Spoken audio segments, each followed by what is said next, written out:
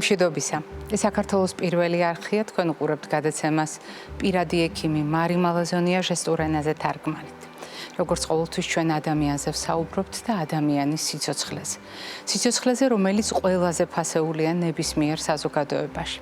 ამიტომ არავის უყვირს, როდესაც ჩვენ ვიწყებთ ხოლმე საუბარს ამა თუ იმ პრობლემაზე, ვიხსენებთ, რომ ლოგიკურად და ბუნებრივად, სწორედ თავარი ფასეულობის ხაზგასაცმელად ადამიანისთვის ყველაზე მნიშვნელოვანი აღმოჩნდა სწორედ ამ სიცოცხლის შენარჩუნება, ანუ ზრუნვა იმაზე, რომ რაც შეიძლება დიდხანს იყოს ადამიანი და შესაბამისად უზრუნველყოფილი იყოს მისი დღეგრძელობა.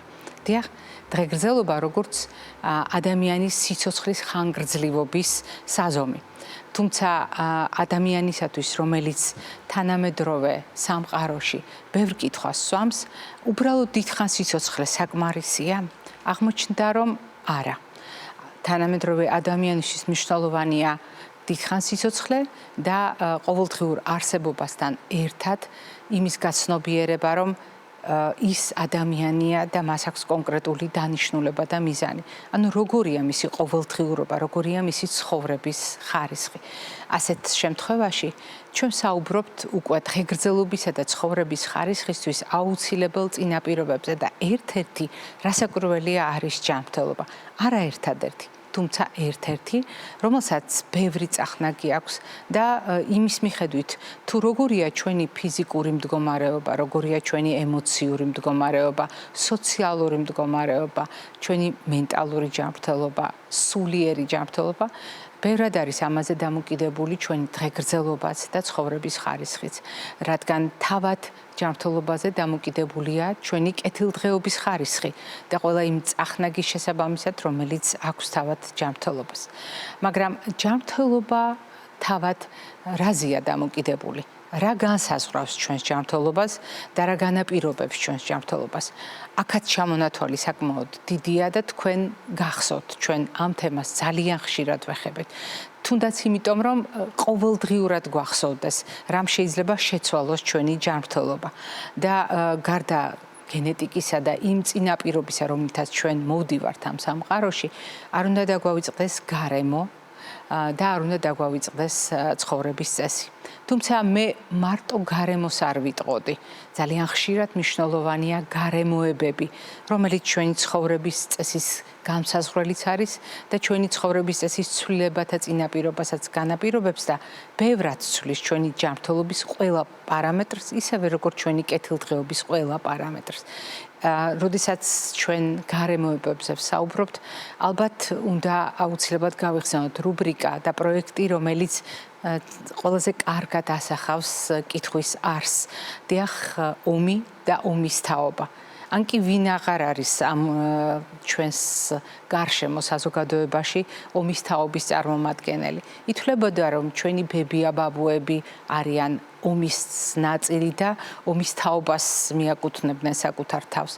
თუმცა გავიდა წლები და ისტორიულმა მოვლენებმა, რეალობამ დაგვარწმუნა, რომ თითოეულ თაობას აქვს თავისი ბმა ომთან, თავისი უსიამოვნო გამოცდილება და თავისი ტკივილი, რომელსაც ატარებს მთელი ცხოვრების მანძილზე. თუმცა ჩვენი გადაცემისათვის ომის თაობა ეს არის განსაკუთრებული გალერეა, როდესაც ადამიანები საკუთარ ისტორიებს ყვებიან და ეს არის საზოგადოებისათვის გასათვალისწინებელი მაგალითები, ნიშანდობლივი მაგალითები იმისათვის, როგორ აღვიქვათ ჩვენი წარსული, ჩვენი რეალობა და როგორ დავფიქრდეთ ჩვენს მომავალზე. ქრისტი შანავას მორიგი სიუჟეტი ამ ციკლიდან.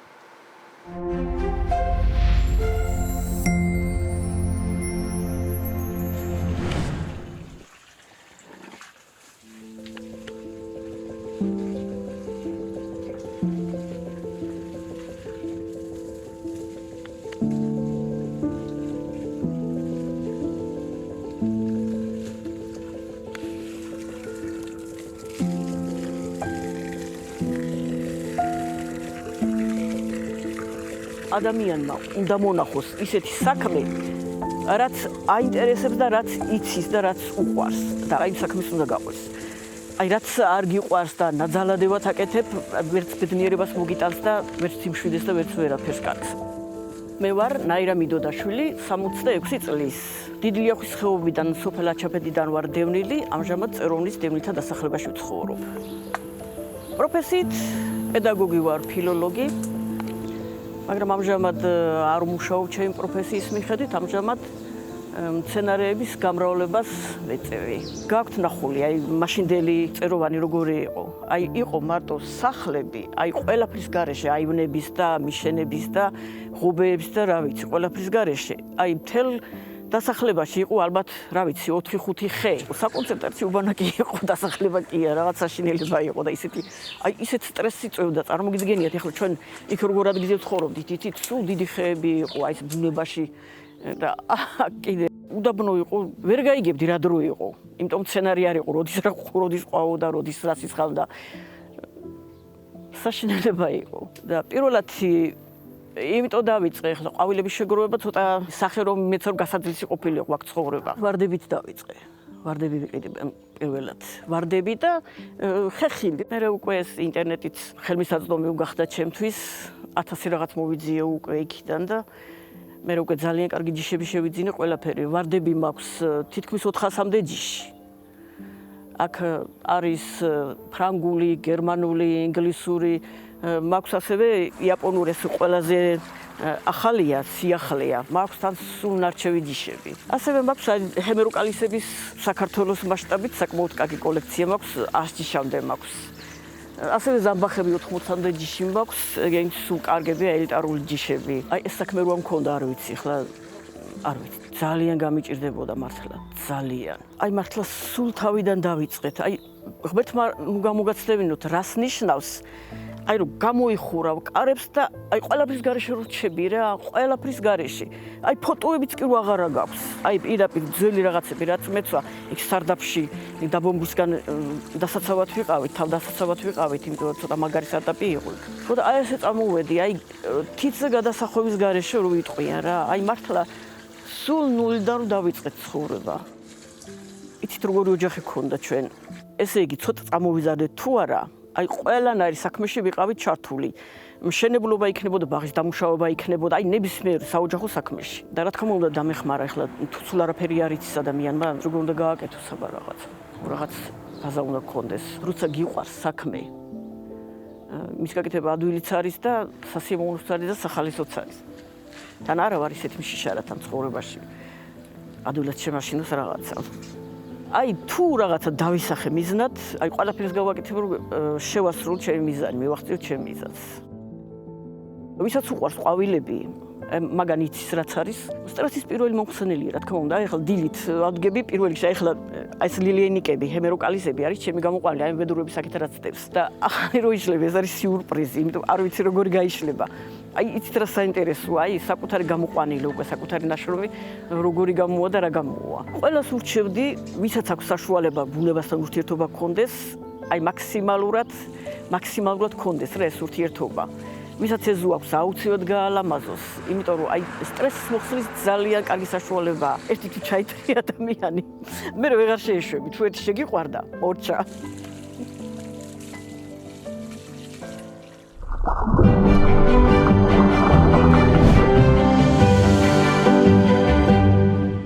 თუ რამდენად არის ჩვენი ორგანიზმის ჯანმრთელობა დამოკიდებული ცალკეული სისტემების ჯანმრთელობაზე, ამაზე ფიქრობ საუბარი არც ღირს. მაგრამ უკვე დიდი ხანია ჩვენ საუბრობთ იმ განსაკუთრებულ წონასწორობაზე, რომელიც არსებობს ზოგად ჯანმრთელობასა და ნაწლავის ჯანმრთელობას შორის. და გაგახსენებთ ფრაზებს, რომელიც ყველაზე ხშირად გესმით ჩვენს გადაცემაში, აგერ უკვე 2008-9 წლებიდან. ის რომ ნაწლავი ჩვენი მეორე ტვინია. ის რომ სახელმწიფო სახელმწიფოშია. ის რომ არსებობს ღერძები და დღეს უკვე ყველა სისტემაზე გამავალი ღერძი არსებობს, სადაც აუცილებელი კომპონენტი არის ჩვენი ნაწლავი. დღეს ჩვენ ამ საუბრების ციკლს ვაგრძელებთ, დავაგრძელებთ ჩვენი გადაცემის თქვენთვის ძალიან კარგად ნაცნობ მეგობარსა და გულშემატკივართან ერთად, რომელიც გახლავთ ექიმი თერაპევტი, ფაგოთერაპევტი, ქალბატონი ლიანა დარეიშვილი. დილამშვიდობისა ქალბატონი. დილამშვიდობის, მოგესალმებით. ვფიქრობ ძალიან მნიშვნელოვან თემას ეხებით. როგორც ყოველთვის თქვენი სტუმრობის დროს გალბატონულია, მე ძალიან მეამაყება ის ფაქტი, რომ თქვენ ამდენი წელია ხართ ჩვენი გადაცემის დიდი მეგობარი და ძალიან ბევრ თემასთან დაკავშირებით თქვენ სხვადასხვა დროს ბრძანდებოდით სტუმარი და ყოველთვის ჩვენ საუბრობთ ხოლმე მართალია სხვადასხვა წახნაგით, მაგრამ საბოლოო ჯამში იმ წონასწორობაზე, რომელიც ნაწლავში უნდა იყოს და რომელიც თავისთავად უკვე განსაზღვრავს მთელი ორგანიზმის წონასწორობას. თემა, რომელსაც დღეს ჩვენ შევეხებით, თითქოს ერთი შეხედვით ყველასათვის კარგად ნაცნობია, არაერთხელ გისაუბრიათ ჩვენს გადაცემაშიც ამ თემაზე, თუმცა თემა, რომელიც არასდროს კარგავს აქტუალობას და სულ უფრო და უფრო მეტი პრობლემები და რაც თავარია, ცოდნაც ჩნდება იმისთვის, რომ განსხვავებულად აღვიქვათ. ერთი მხრივ ნაწლავის ჯანმრთელობა და წონასწორობა, მეორე მხრივ მაგალითად ყაბზობა და დიარეა, რომელიც თითქოს ფუნქციათა შორის და ფუნქციურ დარღვევათა შორის ყველაზე მეტად გასათვალისწინებელია, ანტიბიოტიკოთერაპია და ანტიბიოტიკების დამსახურებით დარღვეული წონასწორობა და ამ ყველაფრის მოწესრიგების შესაძლებლობა. როგორ იცვლება ეს ცოდნა და როგორ იცვლება შესაბამისად მიდგომები? დიახ, რა თქმა უნდა, ნამდვილად ვფიქრობ, რომ ძალიან პრაქტიკული საკითხია, ძალიან დროული საკითხია და ძალიან მნიშვნელოვანი საკითხია. ანტიბიოტიკოთერაპია, აი როგორც ვებრძანეთ, ბოლო პერიოდში მაქსიმალური აქტუალურობა შეიძინა ანტიბიოტიკებით მკურნალობამ იმ ფონზე, რომ გვაქვს ეს გლობალური ანტიბიოტიკორეზისტენტობის კრიზისი და იმ ფონზე, რომ ჯერ ისევ ძალიან ხშირად ხდება არაგონიურული მოხმარება ანტიბიოტიკების. უამრავი ასოციაცია, ყველა საერთაშორისო მასშტაბით ყველა მოუწოდებს ყველას გონიურული გამოყენებისკენ ანტიბიოტიკების.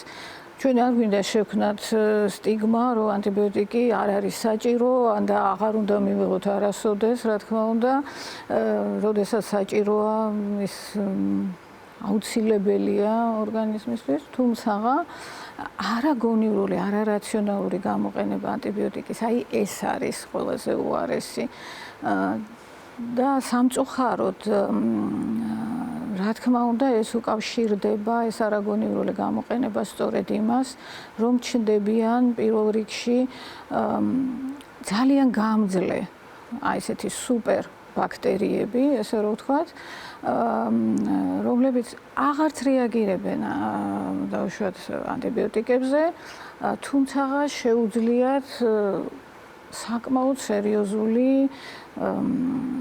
ზიანის მოტანა ჩვენი ორგანიზმისთვის და აი დღევანდელ თემას რომ დავუბრუნდეთ, ზუსტად ერთ-ერთი ყველაზე მთავარი მიმართულება რა კუთხითაც საკმაოდ სერიოზულ ზიანის მოყენება შეუძლიათ, ეს არის ჩვენი ორგანიზმის ნორმალური შინაგანი გარემოს შეცვლა. ანუ ბალანსი, რომელიც არსებობს ჩვენს ორგანიზმში, მიკროორგანიზმების ბალანსი, ესე რომ ვთქვათ. მე ვფიქრობ, ყველა ჩვენგან უკვე იცის, რომ ჩვენ მაყურებელმა ნამდვილად იცის მიკრობიოტას და მიკრობიომიც. ჩვენს ორგანიზმში, განსაკუთრებით კი ნაწლავში, რა თქმა უნდა, არის მთელი ეკოსისტემა, რომელიც შედგება უამრავი სხვადასხვა სახეობის და ძალიან დიდი რაოდენობის მიკროორგანიზმებისაგან, რომლებიც ჯანსაღ ნაწლავში არიან სულ წონასწორობაში, სულ ბალანსში. და თუ მოხდა ამ ბალანსის დარღვევა, რასაც შეიძლება დავარქვათ დისბიოზი, ანუ ნორმალური ბალანსი აღარ არის.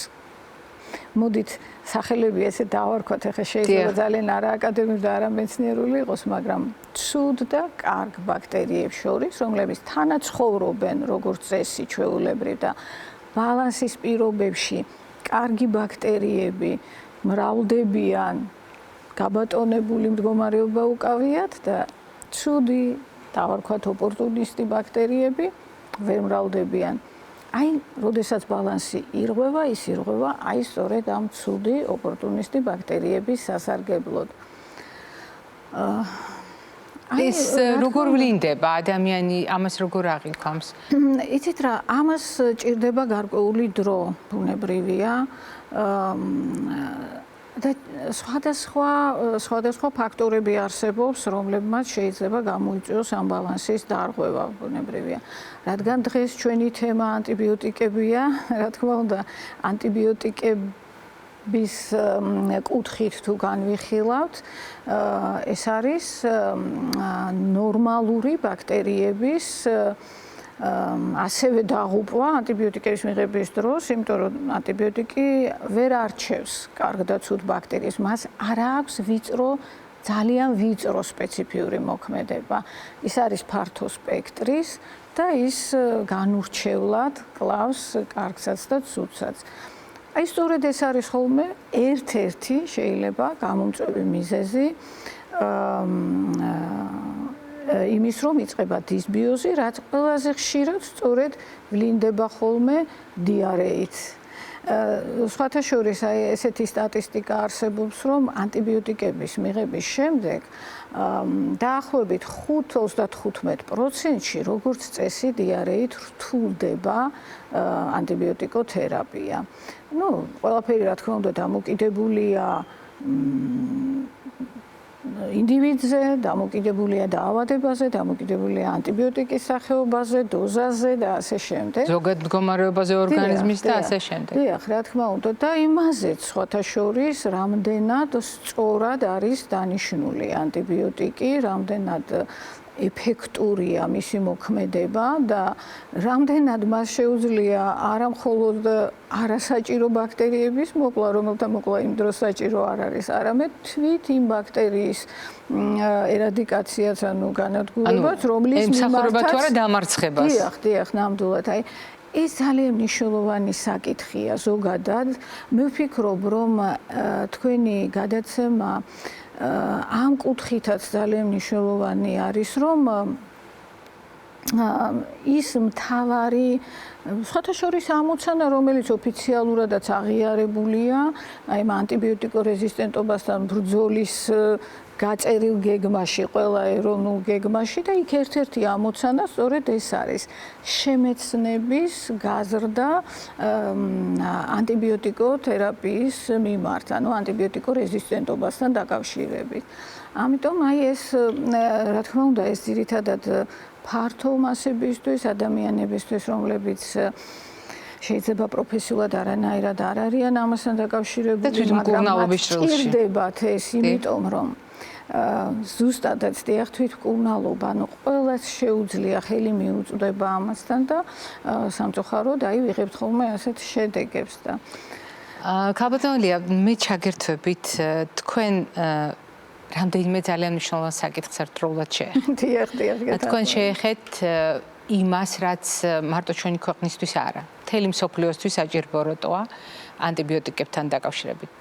აგრეთვე შეეხეთ ადამიანის პასუხისმგებლობას, ინდივიდუალურ პასუხისმგებლობას, თუნდაც გამოყენებასთან დაკავშირებით დასვას კითხვები და მიზანმიმართული დანიშნულება მიიღოს და შესაბამისად ეფექტიანი იყოს ეს ყველაფერი. ამავე დროს თქვენ შეეხეთ იმ წონასწორობას, რომელიც ნაწლავის შიგნით არის და რომლის შენარჩუნება არის პრაქტიკულად ჯანმრთელობის შენარჩუნების წინაპირობა. მაგრამ ამავე დროს ისიც ბრძანეთ, რომ აქ ბევრი მიზეზი შეიძლება იყოს ამ წონასწორობის დარღვევის და ამის გათვალისწინება გვჭირდება. ისიც ბრძანეთ, რომ განურჩეველია ეს ჩვენი ანტიბიოტიკი და კარგსაც და ცუდსაც ასე ერთი ხელის მოსმით შეიძლება ანადგურებდეს. აქ ჩვენ სასოწარკვეთას უნდა მივეცეთ თუ არის გამოსავალი. როგორ უნდა აღდგეს ასეთ დროს ნაწლავის ჯანმრთელობა? დაუშვათ გვაქვს ეს ანტიბიოტიკები, დაუშვათ ვიყენებთ, შემდეგ რას ვაკეთებთ, რომ ნაწლავის ჯანმრთელობა აღდგეს და აი აქ ფაგები რა როლს ასრულებს და რამდენად შესაძლებელია მათი გამოყენება, იმიტომ რომ ეს მაინც მსოფლიოსთვის არის ახალი გამოცდილების და კვლევების გათვალისწინების პროცესი. დიახ, აბსოლუტურად გეთანხმებით. იცით რა, აი ამ პრობლემის გადაწყვეტის გზებზე თუ ვისაუბრეთ, ჯერ პირველ რიგში მინდა ვთქვა, რომ როდესაც ირღვევა მიკრობიომი და როგორც თქვით, ყველაზე ხშირად ეს დიარეით გამოვლინდება, ამ დროს, რა თქმა უნდა, ძალიან დიდი მნიშვნელობა აქვს თვითონ ამ მიკრობიომის დარღვევის სახეს, აი როგორ იღება, უბრალოდ ხარისხს. თავშეთ რა მსუბუქია, მძიმეა, თუ არისია, არის მაგალითად ასეთი ბაქტერია, კლოსტრიდიუმი, რომელიც ცხოვრობს ჩვენს ნაწლავში, თუმცა მიკრობიომის შემადგენელი ნაწილია, თუმცა თუ ხდება მისი გამრავლება, მისი ზრდა, სწორედ ამ ფონზე ანტიბიოტიკების დაუშვათ არარაციონალური და არაგონიურული მიღების ფონზე ეს იწვევს ძალიან სერიოზულ დაავადებას. თუ კი ჩვენ ვამბობთ, რომ ანტიბიოტიკების შემდგომი დიარეა ზოგადად შეიძლება თვითლიმიტირებადიც კი იყოს და აღარ გართულდეს, ესე რომ ვთქვათ, ძალიან ბევრ შემთხვევაში შეიძლება ძალიან მძიმედ მიმდინარეობდეს და სერიოზული დაზიანება გამოიწვიოს ნაწლავის. აი სწორედ ახლა, როდესაც ჩვენ გადაწყვეტის გზებზე საუბრობთ, პირველი, რა თქმა უნდა, ეს არის ის, რაზეც აი უკვე ლაპარაკობთ, რომ რაც შეიძლება მაქსიმალურად სწორად, რაციონალურად მოხდეს ანტიბიოტიკის გამოყენება. ვეცადოთ, რომ ვიწრო სპეციფიური სპექტრის ანტიბიოტიკი გამოვიყენოთ, მიზანმიმართულად გამოვიყენოთ, თუმცა ეს შეუძლებელი არის, იმიტომ რომ ასეთი ძალიან ვიწრო სპექტრის ანტიბიოტიკები ფაქტიურად არჩევანი არ არის, მაინდა-მაინც არჩევანი. და აი ამ კუთხით თუ განვიხილავთ ფაგების როლს, რომელიც აი როგორც თქვენ ახსენეთ, რა თქმა უნდა, ჯერ ისევ შეიძლება ვთქვათ, რომ ძალიან სერიოზული შესწავლის საგანია მსოფლიოში. მე ადრეც ვახსენე სხვათა შორის, რომ აი ხა როდესაც რადგან მე ამ სფეროში ვარ, როდესაც თვალყურს ვადევნებ, რა ხდება მსოფლიოში ამ კუთხით, ამ სფეროში, რამდენად დაჩქარდა მეცნიერული კვლევები, რამდენად ცდილობს მთელი სამყარო, რომ რაც შეიძლება სწრაფი ნაბიჯებით მონახოს ალტერნატიული გზები ანტიბიოტიკების კურნალობის, აი სწორედ ამ გლობალური რეზისტენტობის ფონზე. და აი ამ კუთხით თუ მივუდგებით ფაგებს, მათ რა თქმა უნდა გარკვეული სერიოზული პერსპექტივა აქვთ ნაწლავის მიკრობიომის შენარჩუნების საკითხში. რატომ? იმიტომ რომ ფაგები ძალიან სპეციფიური მოქმედების არიან. ერთ ფაგს შეუძლია მხოლოდ ერთი ბაქტერიის განადგურება. ის ვერ დაუშავებს ვერაფერს სხვა ბაქტერიას. ყველა ბაქტერიას ბუნებაში ყავს მხოლოდ ერთი, ანუ ერთ ფაგს ერთი პატრონი ბაქტერია ყავს. ანუ ერთი ბაქტერია მისი სამიზნე და მარტო იმას მტრობს, დანარჩენთან არ მტრობს. დიახ, რა თქმა უნდა. ბუნებაში წონასწორობა ზოგადად სამყაროში დედამიწაზე ესე რომ ვთქვათ, სწორედ წონასწორობა გულისხმობ ბაქტერიული წონასწორობა, სწორედ ფაგების საშუალებით ხორციელდება. ჩვენ ფაგები რომ არ არსებობდნენ, ასე რომ ვთქვათ, მაშინ ალბათ ბაქტერიები უსასრულოდ იქნებიან გამრავლებულები. მაგრამ ახლა რადგან ჩვენ საუბრობთ ჩვენს ორგანიზმში შიგნით არსებულ ბაქტერიებზე, როგორც თქვით, ნაწლავში, როდესაც არის წონასწორობა, მაგ დროს არის ესე იგი, მსხვილ ნაწლავში განსაკუთრებით და მსხვილი ნაწლავის მიკრობიოტაზე თუ საუბრობთ, იქ არის ძირითადად მრავლდება, ესე რომ ვთქვათ, ნორმალური, კარგი, ჭყალებში ვთქვათ, ბაქტერიები. მათი რაოდენობა უზარმაზარია, ასე ვთქვათ, და ეგრეთ წოდებული კომენსალი ბაქტერიები, ეგრეთ წოდებული მოდით ცუდი, პოტენციურად პათოგენური, პირობით პათოგენური ბაქტერიები, რომლებიც იქვე ცხოვრობენ და ამ მიკრობიომის შემადგენელ ორგანულ ნაწილს წარმოადგენენ, არიან როგორ გითხრათ, ჩუმად. ვერ მრავლდებიან, ვერაფერს ვერ აკეთებენ. მაგრამ რესურსი აქვთ, მაგრამ ვერ ბედავენ ამ სიტუაციაში. ვერ ბედავენ, უბრალოდ ადგილი არ მოიძებნება მათი გამრავლებისთვის. და აი ახლა თქვენ წარმოიდგინეთ, რომ დაირღვა წონასწორობა იმის გამო, რომ ნაწლავში შეიქმნა გარემო, როდესაც ვეღარ მრავლდებიან კარგი ბაქტერიები. ანდა მივიღეთ ანტიბიოტიკი, რომელმაც ეს კარგი ბაქტერიებიც გაანადგურა. აი ასეთ შემთხვევაში სწორედ მათ უთავისუფლდებათ გზა, რომ დაიწყონ გამრავლება და რა თქმა უნდა ჩვენთვის ცნობილია ის ჩამონათვალი ბაქტერიებისა, რომლებიც ცხოვრობენ ჩვენს მიკრობიომში, მათ ნაწლავური ჯგუფის ბაქტერიებსაც ვეძახით. ეს არის ძირითადად ნაწლავის ჩხირი, ლათინურად ეშერიხია კოლი, ეს არის ენტეროკოკები, ეს არის კლეფსიელა, ძალიან სერიოზული და როგორ თქვა, ძლიერი პათოგენი, ეს არის პროტეუსი და ასე შემდეგ. იქ არის ბევრი სხვა ბაქტერიაც.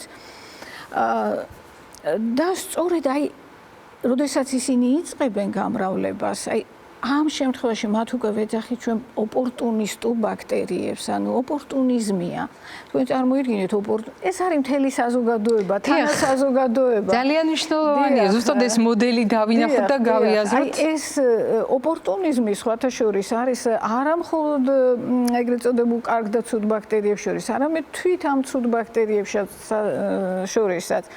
ამიტომ აი სწორედ აი თქვენს მიერ ნახსენები ნაწლავის შინაგანი გარემოს, ჯანსაღი შინაგანი გარემოს შენარჩუნება. აი ესაა მთავარი მიზანი, რომ იქ ეს გარემო ყოველთვის ხელსაყრელი იყოს ნორმალური ბაქტერიების გამრავლებისთვის და არ მიეცეთ საშუალება ამ ბაქტერიების გამრავლებას. ფაგები ამას ახერხებს. დავუბრუნდეთ ახლა ფაგებს, სწორედ აქ ხედავთ ამ როლს ფაგების, რომ მათ შეუძლიათ მიზანმიმართულად აი სწორედ ამ ოპორტუნისტ ბაქტერიებზე იმუშაონ, იმოქმედონ.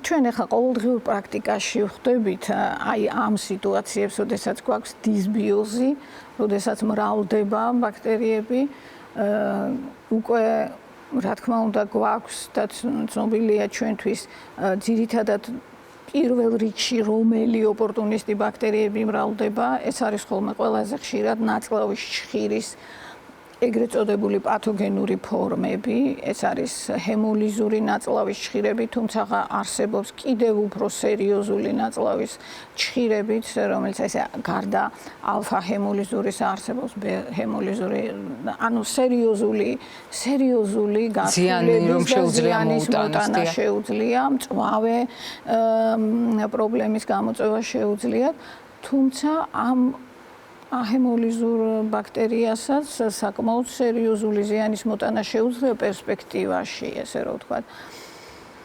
ამის გარდა ენტეროკოკები, კლეფსიელა არის კიდევ ძალიან ესეთი სერიოზული. და ფაგებს შეუძლიათ გამკლავება თითოეულ მათგანთან. შეუძლიათ, რა თქმა უნდა. ანუ როგორც თქვი, ყველა ბაქტერიას თავისი ფაგი აქვს და საბედნიეროდ ჩვენ გვაქვს ფაგები ინსტიტუტს ხომ უზარმაზარი კოლექცია აქვს ფაგების, მაგრამ ასევე გვაქვს ფაგების წარმოება. სხვათა შორისაც უნიკალური არის, მართლაც მსოფლიოსთვის ასე ადვილად ხელმისაწვდომი არ არის ფაგები. ჯერჯერობით, ესე რომ ვთქვათ და მაგრამ აი ჩვენ გვაქვს ფაგები, რომლებიც სწორედ გათვლილია ამ ყველაზე გავრცელებული და იმ ბაქტერიების მიმართ, რომლებიც ძირითადად გვხვდება როგორც ნაწლავში, ისე ნაწლავის გარეთაც ბუნებრივია. ამ შემთხვევაში, რადგან მიკრობიომის დარღვევაზე ვსაუბრობთ, ჩვენ გვჭირდება ისეთი ფაგები, რომლებიც სწორედ აი ამ ჩემს მიერ ჩამოთვლილ ბაქტერიების წინააღმდეგ მუშაობენ. აი კოქტეილები გვაქვს, რაც არ უნდა ფართო სპექტრის იყოს პრეპარატი ფაგის. აი ჩვენ გვაქვს ესეთი ფართო სპექტრის კოქტეილები, თუმცა რაც არ უნდა ფართო სპექტრის იყოს, ის შემადგენელი ფაგი, რომელიც კონკრეტული ბაქტერიისთვის არის, ის სხვა ბაქტერიებზე ვერ იმოქმედებს, ის იმოქმედებს მოძებნის თავის ჰომოლოგიურ ბაქტერიას და მხოლოდ მას გაანადგურებს. აი ამ კუთხით თუ შევხედავთ, საკმაოდ სერიოზულ პერსპექტივას დავინახავთ ფაგოთერაპიისა, აი თუნდაც ანტიბიოტიკ ასოცირებული დიარეების და ამ დისბიოზების დროს. ძალიან დიდი მადლობა ქალბატონ ლია. მე მადლობას გეუბნებით ყველა იმ შეხვედრისთვის და საუბრისთვის, რაც ერთად გქონდა და იმ შესაძლებლობისთვის, რაც გქონდა თქვენთან თანამშრომლობის პროცესში და გვაქვს და გვექნება. დღეს ვფიქრობ, თქვენი ინფორმაცია ძალიან მნიშვნელოვანია და აქტუალურია, თუნდაც იმიტომ, რომ ჩვენ ვლაპარაკობდით უკვე პერსპექტივებზე, რომელიც აქვს მსოფლიოს და მსოფლიომ ეს გააცნობიერა და აქეთ მიდის სწორედ კვლევები და მცდელობები მაქსიმალურად ფართოდ გამოიყენონ ეს რესურსი. მაყურებელს კი შევახსენებ, დღევანდელი ჩვენი გადაცემის სტუმარი გახლდათ თერაპევტი, ფაგოთერაპევტი, ქალბატონი ლია ნადარეიშვილი. მე არ გემშვიდობებით, წინ კვებით შუქნიშანი გველოდება.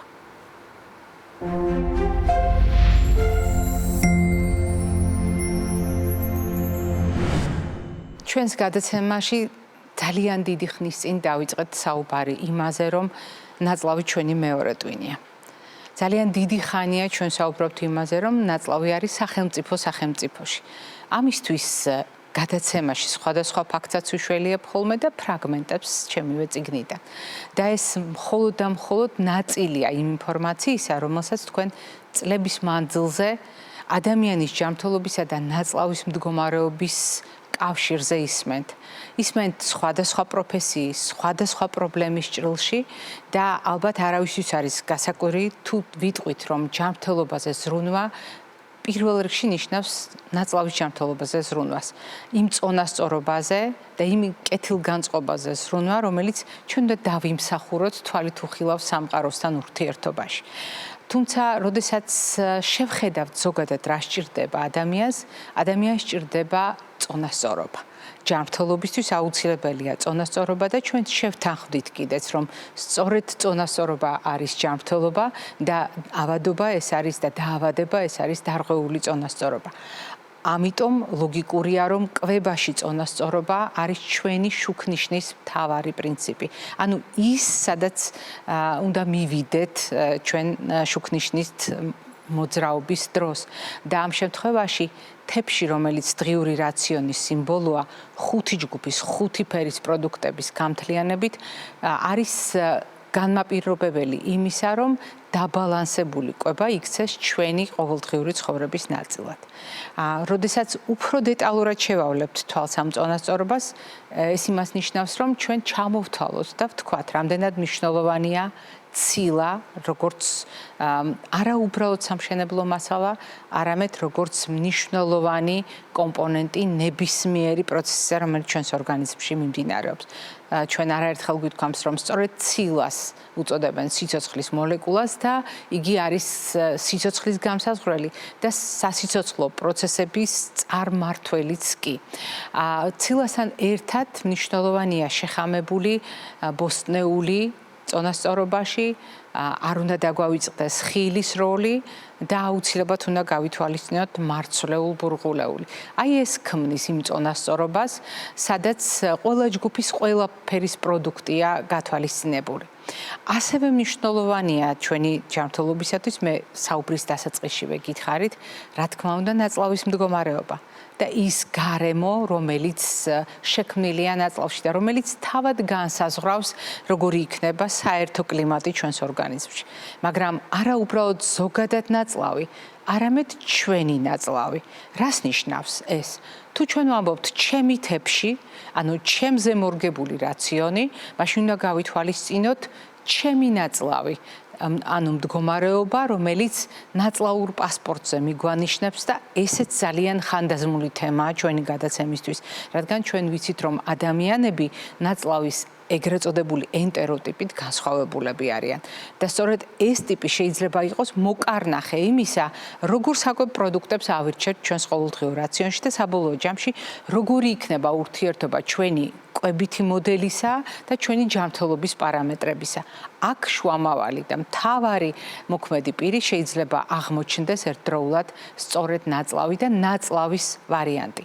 მაგრამ უბრალოდ ნაწლავის ტიპი, თუ ის ურთიერთობა, რომელიც ნაწლავის ტიპსა და ჩვენი კვების მოდელს შორის ყალიბდება. მაგალითად, ჩვენ შეგვიძლია საკვებ პროდუქტებში დაშიფრული ინფორმაცია გამოვიყენოთ ჩვენი ნაწლავის კეთილდღეობისთვის, მით უფრო მაშინ, როდესაც ვიცით, რა საჭიროებები აქვს ჩვენს ნაწლავს და ჩვენს ორგანიზმს და ისე შევარჩიოთ ეს საკვები პროდუქტები. პირველ რიგში მეგობარი ბაქტერიებით დავიწყოთ და ავირჩიოთ პროდუქტები, რომელშიც ფერმენტაციის გარდაქმნის შედეგად ცოცხლად არსებობს ასეთი ბაქტერიები. ამ ბაქტერიების სისტემატური შევსება გვაძლევს საშუალებას, რომ ნაწლავი შევინარჩუნოთ წონასწორობაში. და ასეთ შემთხვევაში პროდუქტები, რომელსაც ახლა ბანერზე ხედავთ, არის არაუბრალოდ ჩამონათვალი ბაქტერიებით მდიდარი, მეგობარი ბაქტერიებით მდიდარი პროდუქტებისა, არამედ მათთვის განკუთვნილი საკვებითაც მდიდარი პროდუქტები. ანუ მარტივად, პროდუქტები, რომელიც პრობიოტიკების სახელით არის ცნობილი და მათ რიცხვში რასაკვირველი არის მაწონიც, იოგურტიც, მამაპაპური წესით მომზადებული წნილეულიც და ვაშლის ძმარიც, უნდა გავითვალისწინოთ იგივე პროდუქტები, როგორც საკვების წყარო. თავად მეგობარი ბაქტერიებისა და ამავე პროდუქტებში ძალიან მნიშვნელოვანია გვახსოვდეს, რომ ამ ბაქტერიების ცხოველქმედების პროდუქტები უკვე არის პოსტბიოტიკები, რომელიც მზასახით აღმოჩნდება ჩვენს ორგანიზმში. მოკლედ, ეს არის ძალიან კარგი შევსება არა მარტო ნაწლავისთვის, არამედ თუნდაც იმ კეთილგანწყობისთვის, რომელიც ჩვენი ორგანიზმის წონასწორობას ძალიან სჭირდება. და აი ასეთ შემთხვევაში ჩვენ უკვე ვთქვით, აი ეს კაცუნა, რომელიც იყო ჩვენს ერთ-ერთ სლაიდზე, როგორ განსაზღვრავს ნაწლავი ნებისმიერი სისტემის მდგომარეობას, არა მარტო გულსისხმთა სისტემის მდგომარეობას, აქ ჩვენ უნდა კიდევ გავიხსენოთ ის პროდუქტები, რომელიც კარგი საკვებია ნაწლავისთვის, მიუხედავად იმისა, ჩვენ დისკომფორტს გვანიჭებს თუ არა. მაგალითად, სხვადასხვა სახის გაზწარმომქმნელი პროდუქტები. დიახ, გაზწარმომქმნელი პროდუქტები არის ჩვენს შეგრძნებზე დაფუძნებული, თქვათ, ჯგუფი პროდუქტებისა, რომელთა დამსახურებით ძალიან ბევრ ადამიანს აქვს დისკომფორტი, სწორედ გაზების დაგროვების, ნაწლავის კედლის დაჭიმვის გამო, ყურყურის და მოკლედ უსიამოვნო შეგრძნების გამო, რომელიც მუცლის მიდამოში უჩნდება კონკრეტული პროდუქტების მირთმევის შემდეგ. ალბათ ძალიან ბევრ თქვენგანს გამოგიცდიათ, მაგალითად ლობიოს მირთმევის შემდეგ შებერილობა. შეიძლება ეს იყოს სოკოს მირთმევის შემდეგ. ვიღაცას ასეთი შეგრძნებები აქვს კომბოსტოს ოჯახის წევრთა დაგემოვნების შემდეგ და რასაკვირველია, აქ უნდა გავითვალისწინოთ ასევე ადამიანები, რომელთაც რძის ნაწარმთან მიმართებაში მეტი მგრძნობელობა აქვთ, აქ მარტო ლაქტოზის აუტანლობა არ იგულისხმება. რატომ არის მნიშვნელოვანი ამის გახსენება? იმიტომ რომ ეს პროდუქტები შესაძლოა ბაქტერიების დამსახურებით ჩვენი დისკომფორტის წინაპირობა გახდეს, იმიტომ რომ ჩვენ ამ პროდუქტებში არსებულ ზოგიერთ ნივთიერებას ვერ გამოვმკლავდეთ, ვერ მოვინელოთ და სწორედ ბაქტერიებმა მოინელონ და მონელების პროცესში წარმოქმნან ის გაზები, რომელიც მერე ჩვენ გვაწუხებს. თუმცა აქ არის ძალიან მნიშვნელოვანი ერთი თავისებურება, რომ ყველა ჩამოთვლილი პროდუქტი არის ძალიან კარგი და სასურველი საკვები ბაქტერიებისთვის. ამიტომ, როდესაც ჩვენ საუბრობთ თანაცხოვრებაზე, როდესაც ჩვენ საუბრობთ ურთიერთობაზე ნაწლავის მდგომარეობისა, ადამიანის ზოგად ჯანმრთელობასთან მიმართებაში, ჩვენ უნდა გავითვალისწინოთ სწორედ ეს ცოდნა, რომელიც ერთი მხრივ ნაწლავის ჯანმრთელობას სჭირდება, ნაწლავის ბინადართა გამოკვებას და მათ კეთილგანწყობას სჭირდება და მეორე მხრივ არის მნიშვნელოვანი წინაპირობა ჩვენი ცხოვრების ხარისხის შენარჩუნებისთვის და ჩვენი ჯანმრთელობისათვის. თუ ზოგადად ნაწლავის ჯანმრთელობაზე ცოდნას გავიხსენებთ, გაგახსენდებათ აუცილებლად, რამდენად მნიშვნელოვანია მაგალითად ძილის რეჟიმის დაცვა და მოწესრიგებული ძილი ზოგადად ნაწლავის ჯანმრთელობისათვის და რამდენად შეიძლება თავად ნაწლავმა განსაზღვროს, როგორი იქნება ჩვენი ძილი. არ უნდა დაგვავიწყდეს ფიზიკური აქტივობის როლი. ეს მნიშვნელოვანი ცხოვრების წესის ფაქტორია, რომელიც განსაზღვროს ნაწლავის ჯანმრთელობას. დიახ, ნაკლებად მოძრავი პასიური ცხოვრების წესი, ადინამია, ანუ მოძრაობის არარსებობა, ან ჰიპოდინამია, ნაკლებად მოძრავი ცხოვრების წესი არის მაღალი რისკი ნაწლავის ჯანმრთელობისათვის. არ უნდა დაგვავიწყდეს წონის სტაბილურობა და წონის მართვა. რა თქმა უნდა, წონის ნაკლებობად სიჭარბეც ჩვენ არასაკმარისი ნაკლებობის ჭრილში არაერთხელ განგვიხილავს, თუმცა წონის სტაბილურობა ასევე არის ერთ-ერთი ფაქტორი ნაწლავის ჯანმრთელობისათვის, რომელიც თავის მხრივ ზოგად ჯანმრთელობაზეც ახდენს გავლენას. რამდენად მნიშვნელოვანია რიტმულობა ორგანიზმის გავითვალისწინოთ ნაწლავის ჯანმრთელობასთან მიმართებაში, ულუფის მართვა სტაბილურად შევძლოთ და სწორად შევარჩიოთ რაციონი, მე ვფიქრობ, ეს უკვე ყველასათვის ძალიან კარგად ნაცნობია, ვინც ერთხელ მაინც უყურა ჩვენს გადაცემას.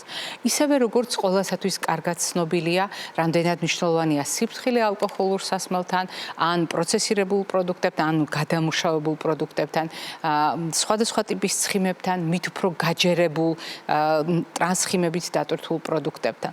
თუმცა მე ვისარგებლებ დღეს შემთხვევით და რა კი საუბრის დროს ჩვენ ვახსენეთ ისეთი მდგომარეობები, როგორც არის მაგალითად დიარეა, რაც ზაფხულში შეიძლება იყოს ძალიან აქტუალური პრობლემა, რომელიც ჯანმრთელობის ზოგად საკითხებს უკავშირდება და ნაწლავის ჯანმრთელობას უკავშირდება, გაგახსენებთ იმას, რაც ძალიან მნიშვნელოვანია წონასწორობის აღდგენისთვის. ეს არის წყლის და მარილების შევსება. ანუ ხშირად გაგიგონიათ წყლის და ელექტროლიტების ბალანსის შევსება.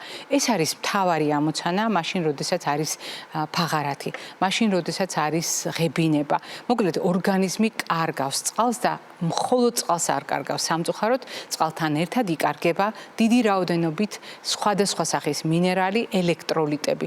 ამიტომ, როდესაც შევსებაზე ვსაუბრობთ, წონასწორობის აღდგენაზე ვსაუბრობთ, ჩვენ არა მხოლოდ წყალი უნდა მივაწევდოთ ორგანიზმს, იმისათვის რომ ეს ბალანსი შეივსოს, არამედ უნდა მივაწოდოთ აუცილებლად შესაბამისი მინერალებიც.